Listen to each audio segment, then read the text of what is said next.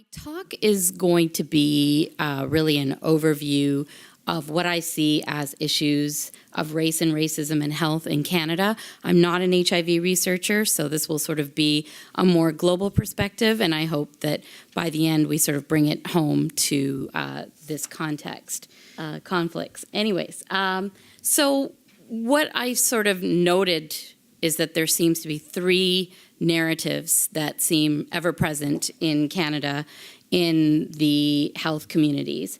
The first is that race and racism are an American problem, and that this is not something that we really need to grapple with here, at least to any major extent. The second narrative I hear is that race is biological and that Canada has effectively been ignoring this important fact about race.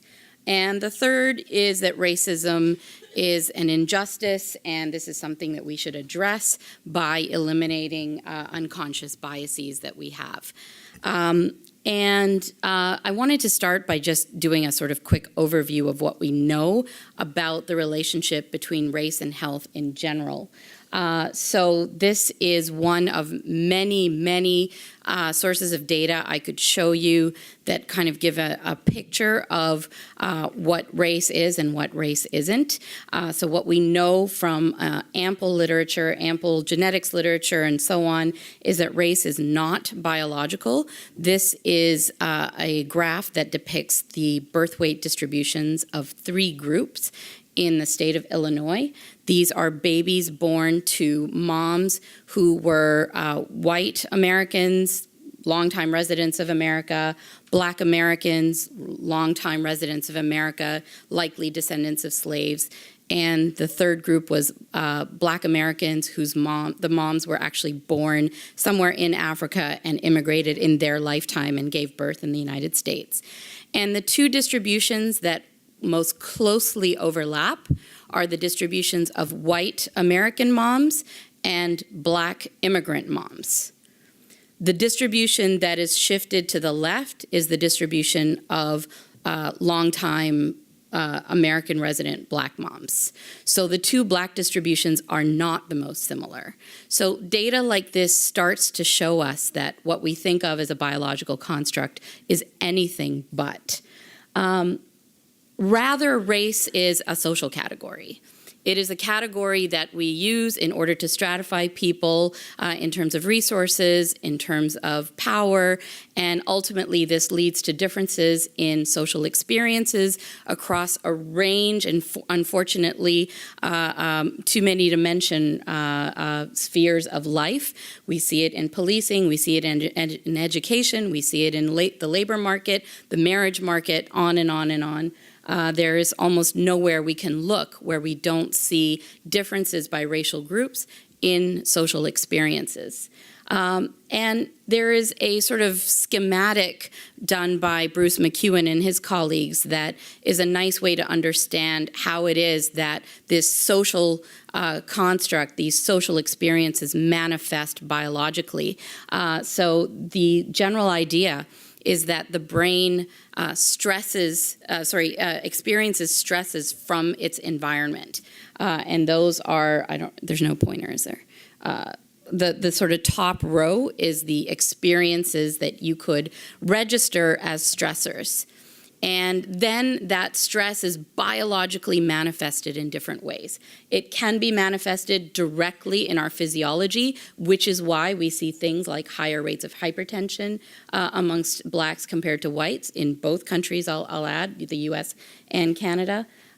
It might manifest as differences in health behaviors, things like smoking, drinking, sedentary behaviors, differences in diet can also be triggered by the stress we experience in the world. There are many other manifestations of stressful experiences that become biologically embedded. And it is the difference in stressful experiences that leads to racial differences in health.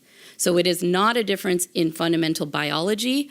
Rather, it is a difference in how the environment treats people that leads to differences in the biological burden of existing effectively. And so Against this backdrop, there are these three narratives, as I mentioned. And the first is that race is an American problem. I've had grant reviews that have told me this many times. And indeed, you see a large black-white disparity in the US. This is a graph that highlights differences in that physiological burden I mentioned. This is allostatic load, a measure of physiological burden. And you can see that throughout the life course, blacks have a higher level of allostatic load than whites, and this gap actually increases over the life course for various reasons. Indeed, you see large differences in overall population health metrics like life expectancy.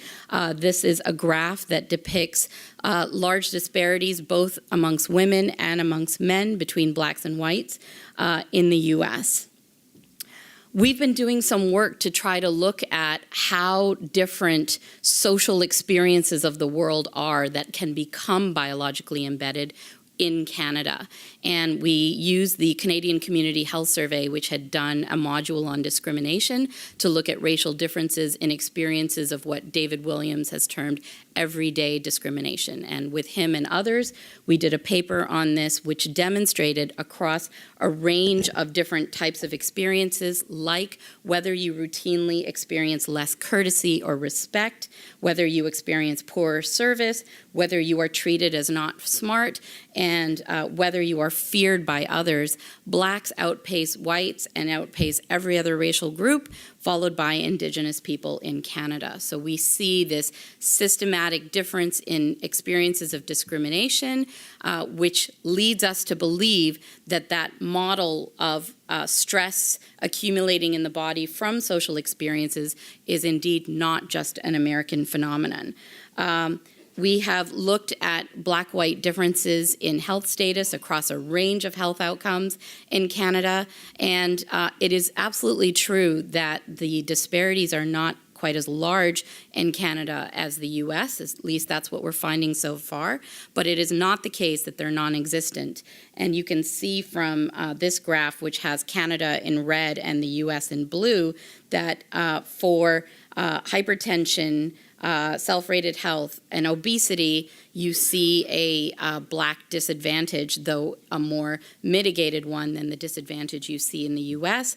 On the other hand, things like heavy drinking and smoking are less evident amongst blacks than whites in Canada and the US, leading us to believe that it's other things besides health behaviors that are causing the racial difference in both countries.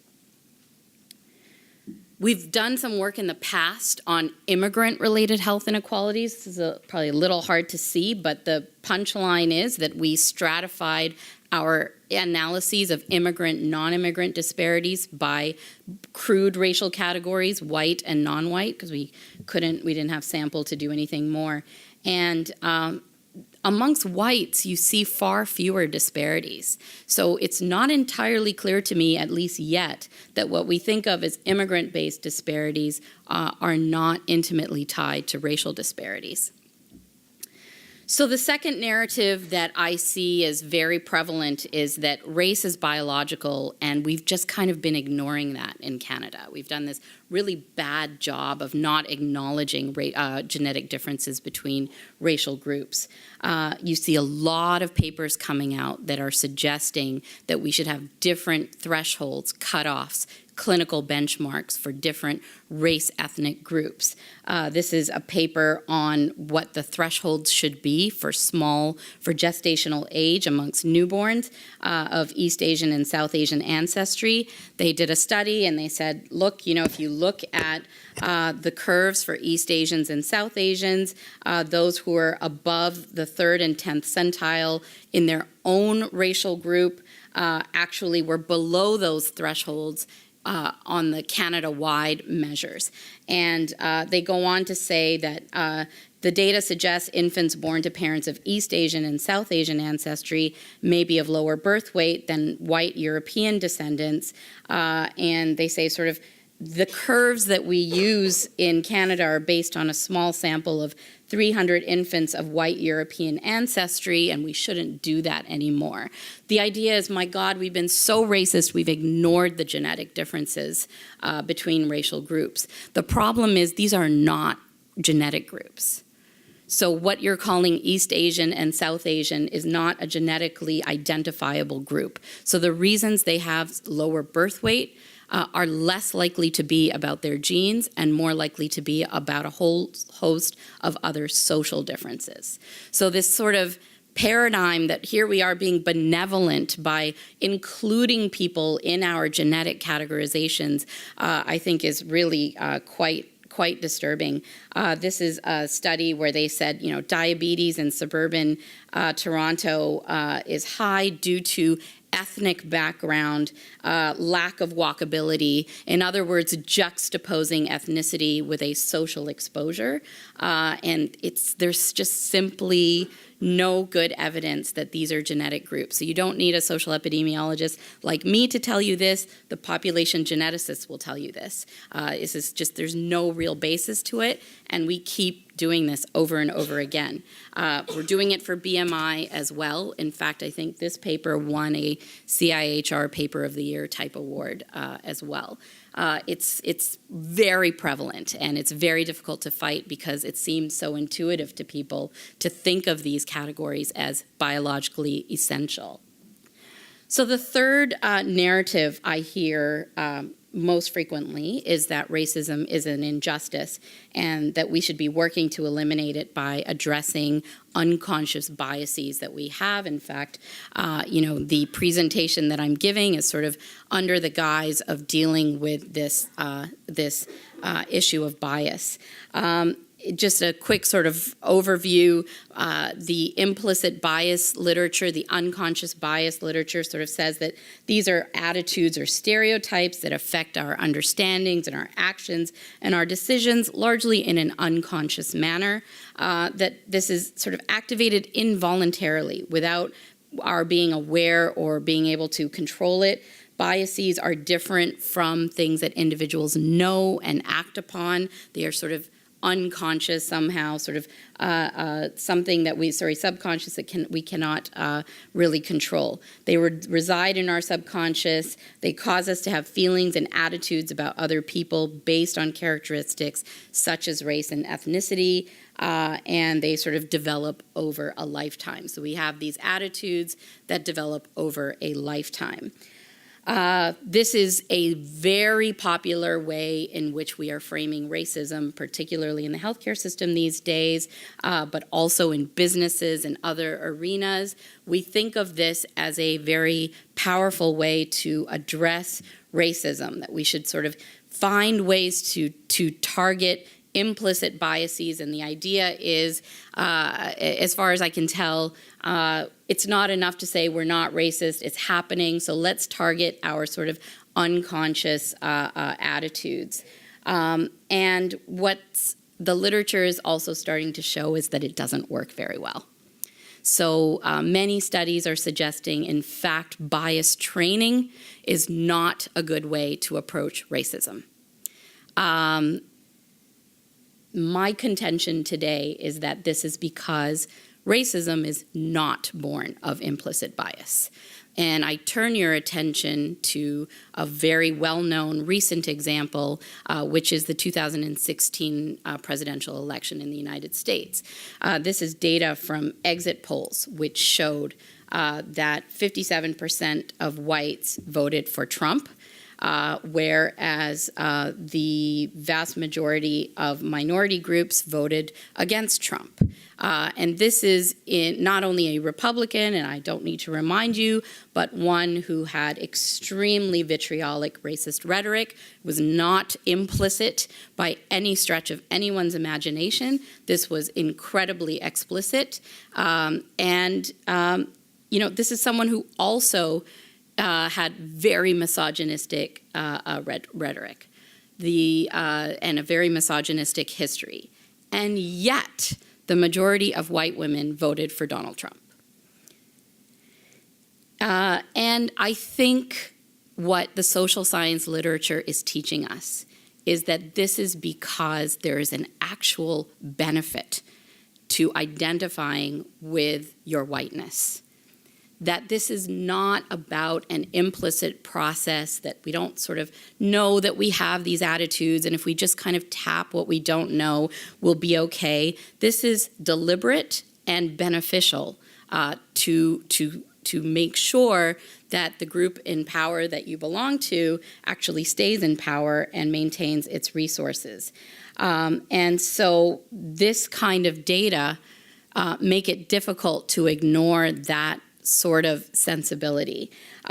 William Darity Jr. and Derek Hamilton have recently been developing a theoretical basis to help us understand this. They call their work stratification economics, and the general idea is that inequality happens on a group level. It's not about individual biases, it's about group interests, and that people do what they can in order to promote the well-being of the group or groups with which they identify.